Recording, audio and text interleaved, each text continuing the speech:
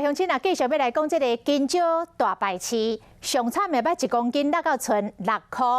金蕉农是真哀怨，讲种愈多就了愈多，所以这个农委会就来推出着金蕉保险，要来保障金蕉农。也毋过，大多数的人拢还阁咧囤地，讲全台湾1万外的金蕉农，只有258个人投保。啊，面对今年这个金蕉大败市。 去年有来投保的金蕉农就认为讲，这个1分地敢若需要1000多块的保费，就会当摕到2万块的理赔，所以打算明年要搁扩大来投保。种愈多了愈多，10个月心血挂1斤了1斤，种下去到收成要280块。啊，我这个金蕉今年买起来头前200桶。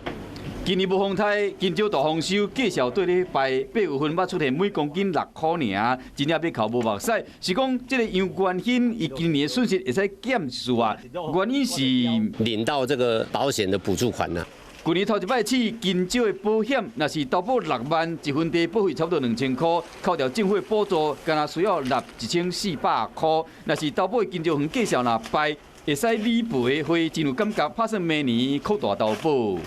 根据他的大数据去判定，伊若判定讲，今年金蕉1分地收5万的，啊，爱就保咱1万啦，有必要搁继续保，因为我今年搁种的嘛，全部拢要保。是讲，即马有人质疑讲，政府用这款的保险，敢是有保的人拢有法度趁钱，摕纳税人的钱你学袂开？无谈啦，10个月完全没有收入，而且拿出去的现金还没有办法拿回来，安尼农民有局势无？ 全台湾的蕉农有几万户投保金蕉收入保险的，加起来敢若258个。杨冠兴更是高雄大寮为投保的蕉农，政府一款的好意，就是希望讲计销有浮动的时，会使减少农民的损失。